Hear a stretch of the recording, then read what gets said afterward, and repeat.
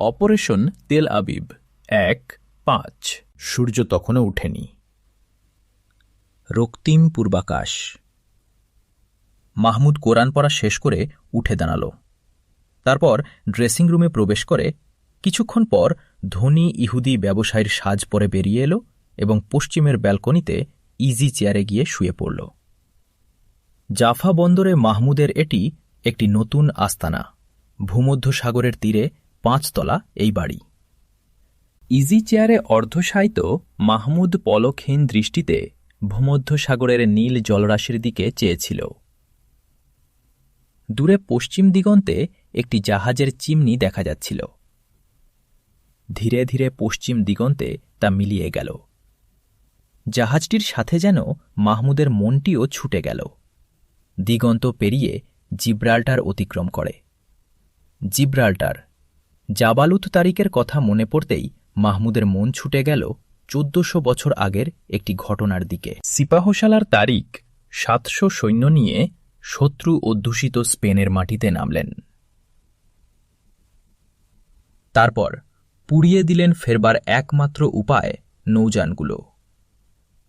তাদের সামনে রইল সুসজ্জিত অগণিত শত্রু সৈন্য, আর পেছনে তরঙ্গ, বিক্ষুব্ধ সমুদ্র। আল্লাহর সাহায্য ও বিজয় সম্পর্কে কি দৃঢ় প্রত্যয়! মুসলিম সিপাহসালার তারিকের এ আত্মপ্রত্যয় অবাস্তব ছিল না।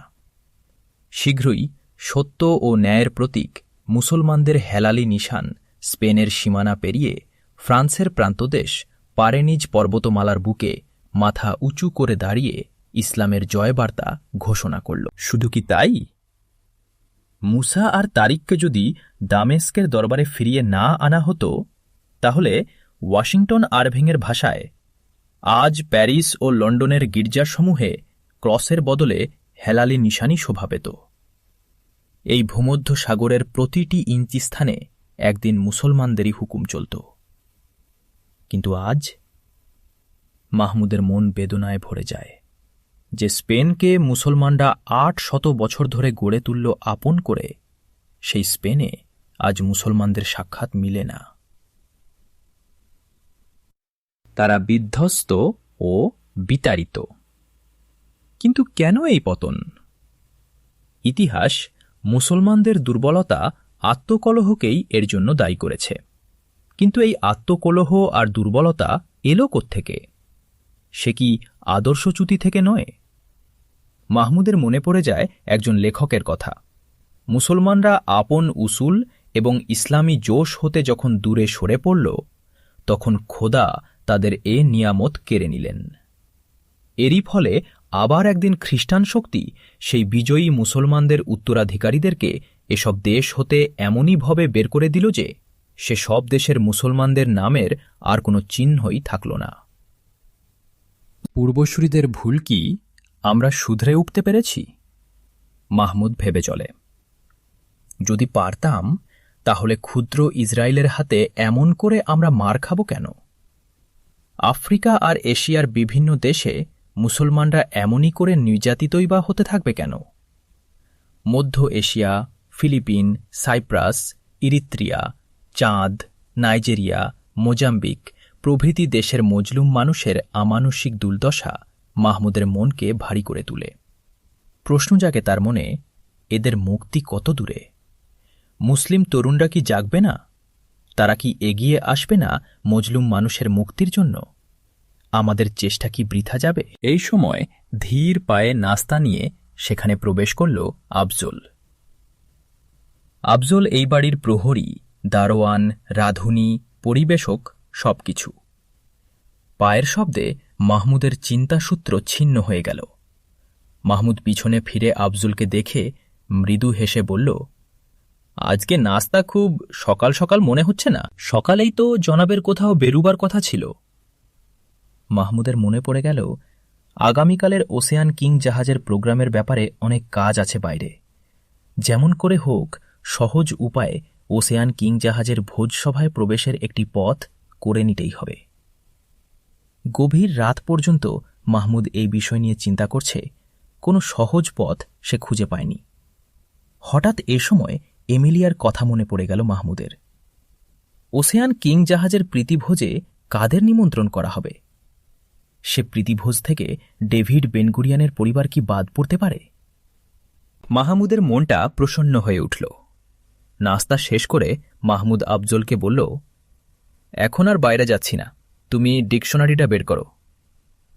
ডিকশনারি ডসিয়ারের ছদ্মনাম। নাস্তা শেষ করে রুমালে মুখ মুছতে মুছতে সে উঠে দাঁড়াল, প্রবেশ করল তার স্টাডি রুমে। ডসিয়ারের পাতা উল্টিয়ে বের করল এমিলিয়ার নাম। তার পুরো নাম পলিন ফ্রেডম্যান। এমিলিয়ার অভ্যেস আচরণ সম্পর্কে বিবরণীকার লিখেছেন, উঁচু মহলে অবাধ গতি, অত্যন্ত মিশুক, কিন্তু আত্মমর্যাদা সম্পর্কে অত্যন্ত সচেতন, মুক্তি ও সৌন্দর্যের পূজারী। গোড়া জাতীয়তাবাদীদের সাথে তার কোনো মিল নেই। হোটেল বারগুলো তার কাছে ড্রয়িং রুমের মতো। সাগরবেলার দি মিষ্টি হোটেলে তাকে রাত ৯টার পরে প্রায় প্রতিদিনই দেখা যায়। মাহমুদ ডসিয়ারের পাতা বন্ধ করল। মনে মনে বলল, খোদা সহায় হলে আজ দি মিষ্টিতে আবার এমিলিয়ার সাথে দেখা হবে। রাত ৯টা। দি মিষ্টির বলরুম। বিরাট হলঘর। অর্ধেক চেয়ার টেবিল এখনও খালি পড়ে আছে। দরজা থেকে পরিষ্কার চোখে পড়ে এমন একটি চেয়ারে মাহমুদ বসে আছে। এমিলিয়া তখনও আসেনি। মাহমুদের স্বভাব শান্ত, মনে কোনো চাঞ্চল্য নেই বটে, কিন্তু মনে তার প্রশ্ন জাগছে, সে আসবে কি? অবশেষে পরম লগ্নটি এল। বলরুমের দরজায় এসে মুহূর্তের জন্য দাঁড়াল এমিলিয়া। লাল পোশাকে এমিলিয়াকে অদ্ভুত সুন্দরী মনে হচ্ছে। মাহমুদ চোখ সরিয়ে নিল। ইচ্ছা মাহমুদের আগ্রহ যাতে প্রকাশ না হয়ে পড়ে।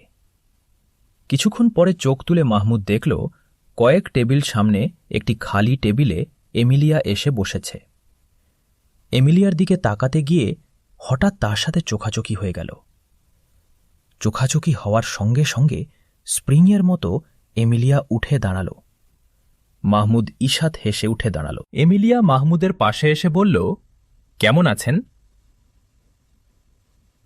আপনাকে দেখে যে কত খুশি হয়েছি তা বোঝাতে পারব না, বলে মাহমুদের সামনের চেয়ারে এমিলিয়া বসে পড়ল। বলল, আপনার টেবিলে একটু বসতে পারি? এ ধরনের ব্রিটিশ এটিকেট কিন্তু কোনো কোনো ক্ষেত্রে খুবই খারাপ, অভদ্রতা সূচক। যেমন? এমিলিয়া ঈষৎ হেসে বলল, যেমন আমাদের এই ক্ষেত্রে। আপনার টেবিলে কি একটু বসতে পারি বললে কি আপনি খুশি হতেন? বিশেষ করে সম্পর্ক যেখানে ঘনিষ্ঠতর সেখানে। মৃদু হেসে কথা অসম্পূর্ণ রেখে মাহমুদ চুপ করল। সত্যই তাই, এ ধরনের ফর্ম্যালিটি আমার কাছে খুবই পীড়াদায়ক। একটু থেমে এমিলিয়া বলল, কি অর্ডার দেব বলুন? হুইস্কি, জিন, ভারমুক? আমি মদ খাই না। সত্যি? বলে বিস্ময়ের সাথে মাহমুদের দিকে চোখ তুলল এমিলিয়া। সত্যি। আপনার নিশ্চয় অসুবিধা করলাম। অসুবিধা নয়, কিন্তু আমি অবাক হচ্ছি। এই সমাজে এটা কম বিস্ময়ের কথা নয়, বলে এমিলিয়া ওয়েটারকে ডেকে 2 বোতল কোকা কোলার অর্ডার দিল। মনে হল পরিচিত ওয়েটার কিছুটা বিস্মিত হল।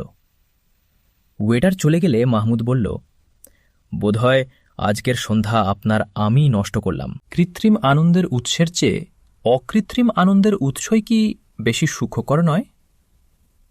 মুখ টিপে হেসে বলল এমিলিয়া, উৎসটি যদি অকৃত্রিম হয় তবেই। উৎসটিতে যেহেতু কৃত্রিমতা নেই, তাই ও কথা নিঃসন্দেহেই বলা যায়। না, পরখ করেই কি এত বড় সার্টিফিকেট দেয়া চলে? পরখ করতে কত সময় লাগে বলুন? ইতিমধ্যে ওয়েটার 2 বোতল কোকাকোলা এনে দিল। কোকাকোলা পান করতে করতে তাদের অনেক আলাপ হল। মাহমুদ অনুভব করল মেয়েটির মধ্যে তীব্র আকর্ষণী শক্তি রয়েছে, আর রয়েছে মানুষকে আপন করে নেবার এক অদ্ভুত ক্ষমতা। মাহমুদের মনে পড়েছে ওসেয়ান কিং জাহাজের অনুষ্ঠানের কথা, কিন্তু প্রাসঙ্গিক কোনো আলোচনা না তুলে তা জেনে নেওয়া যাবে না। কিন্তু এসব কিছুর পূর্বে মেয়েটির সাথে আরও কিছু ঘনিষ্ঠতর হতে হবে। মাহমুদরা ঠান্ডা পানীয় ছাড়া আর কিছুই খেল না। জিন, হুইস্কি, ভারমুখ প্রভৃতি বিভিন্ন রকমের দামি মদের ফেনিল উচ্ছ্বাসে তখন হলঘরটি পূর্ণ। প্রায় প্রতিটি টেবিলেই একটি যুগল মুখোমুখি। তাদের প্রকৃত সম্পর্ক কি তা কারও জানার উপায় নেই, কিন্তু যে সম্পর্কই থাক, আজ এ হলঘরে, এ চত্বরে এক সমান হয়ে দাঁড়িয়েছে তারা। তাদের ইচ্ছার সামনে বাদ সাধবার কেউ নেই। ওই যে সামনের শ্বেতাঙ্গ তরুণ যুগলটি। শ্বেতাঙ্গিনীর ঠোঁটের লিপস্টিক শ্বেতাঙ্গটির ঠোঁটকেও রঞ্জিত করেছে। প্রত্যেকের চোখেই আদিম নেশা। এমিলিয়া বলল, এমন সুস্থ চোখে কখনো কোনো দিন আমি হলঘরের এ পরিবেশকে দেখিনি। মদ আমাকে মাতাল করে না বটে, কিন্তু নেশায় কাতিয়ে দেয়। এই সময় হলের উজ্জ্বল আলো নিভে গিয়ে ম্লান নীলাভ আলোতে ভরে গেল হলঘরটি। হলের কোণের স্টেজ থেকে ইংরেজি সুরে বাজনা বেজে উঠল। প্রতিটি যুগল হাত ধরাধরি করে উঠে নাচের জন্য হলের মাঝখানে গিয়ে জমা হতে। এমিলিয়া তার ডান হাত মাহমুদের দিকে বাড়িয়ে দিয়ে বলল, চলুন। মাহমুদ এমিলিয়ার হাত ধরে উঠে দাঁড়াল। এই স্পর্শের জন্যই হোক বা মাহমুদের নৈতিকতাবোধে আঘাত লাগার জন্যই হোক, মাহমুদের হাত যেন কেমন কেঁপে উঠল। এই কম্পনই এমিলিয়ার মধ্যে সংক্রামিত হল। তার দেহের জাগল শিহরণ। মাহমুদের দিকে চেয়ে মুখ টিপে একটু হাসল এমিলিয়া। নাচ শুরু হল। নেচে চলছে সবাই। মাহমুদরাও নাচছে। এমিলিয়ার তপ্ত নিঃশ্বাস মাহমুদের গলায় এসে লাগছে। দুটি দেহের মধ্যে যে ব্যবধান, তা বেশি কিছু নয় মোটেই। দুজনেই দুজনের দেহের উত্তাপ অনুভব করতে পারে। আর মানুষ যদি ফেরেশতা না হয়, তাহলে এ উত্তাপ নারী পুরুষের হৃদয়ে রোমাঞ্চ জাগাবেই। মাহমুদ জানে মানুষ মানুষই, ফেরেশতা নয়। এ কারণেই আল্লাহ স্বামী স্ত্রী ছাড়া অন্য নারী পুরুষের পারস্পরিক সম্পর্ক ও মেলামেশার একটি সীমারেখা নির্দিষ্ট করে দিয়েছেন। সীমারেখাতিক্রম করলে সামাজিক বিপর্যয়ের সৃষ্টি হবে। মদের টেবিল আর এই বল নাচের মঞ্চ, কত স্বামী স্ত্রীর বিচ্ছেদ এবং কত কুমারীর কুমারিত্বের অপকৃত্যুর যে উৎস, তার ইয়ত্তা নেই। তবুও এটা চলছে, চলবে। মাহমুদের চিন্তাস্রোতে বাধা পড়ল। এমিলিয়া ফিসফিস করে বলল, তোমাকে কেমন উদাসীন দেখাচ্ছে? কিছু ভাবছ? ভালো লাগছে না বুঝি? মাহমুদ এমিলিয়ার চোখে চোখ রেখে বলল, ভাবছি আজকে আমিই বোধহয় সবচেয়ে বেশি ভাগ্যবান। কেন? ডেভিড বেনগুরিয়ানের নাতনি এমিলিয়াকে আমার চেয়ে নিবিড় করে কে পেয়েছে আজ? এমিলিয়া মাহমুদের কাঁধে মৃদু চাপ দিয়ে বলল, কথাটা কিন্তু সৌজন্যের সীমা ছাড়িয়ে গেল। মাফ চাচ্ছি। মাফ চাইলেই বুঝি কথা উঠে গেল? তাহলে কি করব? কিছু করার দরকার। এমিলিয়ার কথা শেষ হল না। বিজলি বাতি নেভে গেল। হল ভরে গেল নিকষ কালো অন্ধকারে। মাহমুদরা থেমে গেছে। বাজনা কিন্তু তখনও বেজে চলেছে। বোঝা গেল এ আলো নিভে যাওয়া অস্বাভাবিক। পরমুহূর্তেই ঘোষকের কণ্ঠ শোনা গেল, ভদ্র মহিলা ও ভদ্র মহোদয়গণ, আমরা দুঃখিত যে যান্ত্রিক গেলিযোগের জন্য আলো নিভে গেছে। 1 মিনিটের মধ্যেই আলো ব্যবস্থা হচ্ছে।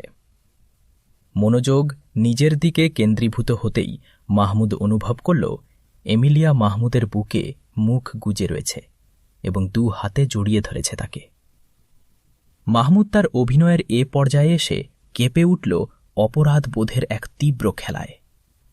কট করে একটি শব্দ হল, তারপর আলো জ্বলে উঠল আবার। এমিলিয়া আগেই সরে দাঁড়িয়েছিল। মুখ তার আন্ত, আরক্ত। কিন্তু মুহূর্তে নিজেকে সামলে নিল। মুখ তুলে হেসে মাহমুদকে বলল, চলুন এবার যাওয়া যাক। দুজন হাত ধরাধরি করে হোটেল থেকে বেরিয়ে এলো। মাহমুদের হাতে মৃদু চাপ দিয়ে বলল এমিলিয়া, কোলাহল ভালো লাগছে না, চলুন পার্কে যাই। কোন পার্ক? ভিক্টোরিয়া। গাড়িতে উঠে মাহমুদ ড্রাইভিং সিটে বসে গাড়ি স্টার্ট দিতে দিতে বলল, পার্কটা বড় কুলক্ষণে। এমিলিয়া মাহমুদের কাছে সরে এসে তার কাঁধে মাথাটি হেলান দিয়ে বলল, কিন্তু ওই পার্কটিতেই তোমার সাথে আমার সাক্ষাৎ। তা বটে। মাহমুদ অনুচ্চ সুরে বলল, তার মনে তখনও ঝড়। ওশেয়ান কিং জাহাজে যাবার উপায় কি? এমিলিয়ারা কি আমন্ত্রিত সেখানে? ওদের সাথে ওখানে প্রবেশের কোনো পথ করা যায়? পার্কে এসে তারা একটি ছায়াঘেরা জায়গা দেখে বসে পড়ল। আকাশে তখন নবমীর চাঁদ সামনের গাছটিকে আলোকিত করেছে। মাহমুদের কোলে মাথা রেখে এমিলিয়া শুয়ে পড়েছে। মাহমুদের একটি হাত এমিলিয়ার 2 হাতের মুঠোয়। ধীরে ধীরে এমিলিয়া বলল, দানিয়েল, তুমি হয়তো ভাবছ মেয়েটি কি নির্লজ্জ, কিন্তু বিশ্বাস করো, তুমি আমাকে মাতাল করেছ। মদও কোনোদিন আমার আমিত্বকে এমন করে কেড়ে নিতে পারেনি। বলো না যে অংশ নিয়েছি অসংখ্যবার, কিন্তু কোনো পুরুষ আমাকে তার বুকে টানতে পারেনি। তুমি কি জাদু জানো দানিয়েল? জাদু নয় এমিলিয়া, নারী পুরুষের স্বাভাবিক আকর্ষণ, বলল মাহমুদ। আমি এটা মানি না, পুরুষের সাথে অনেক মিশেছি, কিন্তু এমন তো হয়নি। প্রথম সাক্ষাতের দিন থেকেই আমি বারবার হারিয়ে ফেলছি নিজেকে। এটা হয়তো স্রষ্টার ইচ্ছা এমিলিয়া, বলে কিন্তু মাহমুদ নিজেই চমকে উঠল। এ কি, এমিলিয়ার জীবনের সাথে সে কি তাহলে জড়িয়ে যাচ্ছে না? চাঁদ আর একটু পশ্চিমে সরে গেল। চাঁদের যে আলোটুকু ছিল তা সরে গেল। যতই সময় যাচ্ছে মাহমুদের মন উদ্বেগে ভরে উঠছে ওশেয়ান কিং জাহাজের ব্যাপারটা নিয়ে। কিভাবে সে কথাটা তুলতে পারে? হঠাৎ মাথায় তার একটা বুদ্ধি খেলে গেল। মাহমুদ কোল থেকে এমিলিয়ার মাথা তুলে নিল, বলল, কাল রাত্রের খানা আমার ওখানে খাবে এমিলিয়া? তুমি বললে যাব অবশ্যই, কিন্তু কাল সন্ধ্যায় একটি পার্টি আছে। আব্বা কাল সকালে বিলেতে যাচ্ছেন বলে তিনি যেতে পারছেন না, তাই আমার যাওয়া সেখানে জরুরি ছিল। মাহমুদ বলল, কোথায় পার্টি জানতে পারি কি? নিশ্চয়ই, ওশেয়ান কিং জাহাজে। তুমি বরং চলো না দানিয়েল সেখানে আমার সাথে। মাহমুদের গোটা শরীর শির শির করে করে উঠল। মনে মনে আলহামদুলিল্লাহ উচ্চারণ করল। মুখে বলল, আমি কি সেখানে অনাহুত হব না? নিশ্চয় না, আব্বা যাচ্ছেন না, মা অসুস্থ। আমি ইচ্ছামতো সাথে নিতে পারি, নিমন্ত্রণ পত্রও আছে সেরকম। মাহমুদ মুখটি একটু নিচু করে বলল, ঠিক আছে, আমার আপত্তি নেই। এমিলিয়া, কিন্তু আমার ওখানে যাচ্ছ কবে তুমি? এমিলিয়া মুখটি উঁচু করল। এমিলিয়ার ঈষৎ কম্পনরত ঠোঁট দুটি মাহমুদের মুখের কাছাকাছি এলো। মাহমুদ মুখ উঁচু করল। এমিলিয়া তার মুখটি আবার নামিয়ে নিয়ে বলল, আমি যত কাছে আসছি তুমি তত সরে যাচ্ছ দূরে। আরও কাছে টানতে চাই হয়তো, বলল মাহমুদ। আমি জানি দানিয়েল, বুঝি, কিন্তু তোমার চরিত্রের এ পবিত্রতাই আমাকে মুগ্ধ করেছে সবচেয়ে বেশি। এমিলিয়ার কথাগুলি গম্ভীর। দূরের কোনো পেটা ঘড়িতে 12টা বেজে গেল।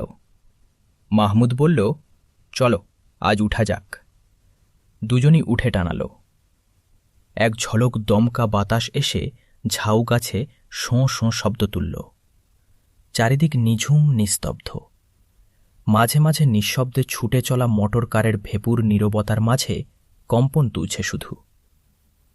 মাহমুদরা হাত ধরাধরি করে বেরিয়ে এলো পার্ক থেকে।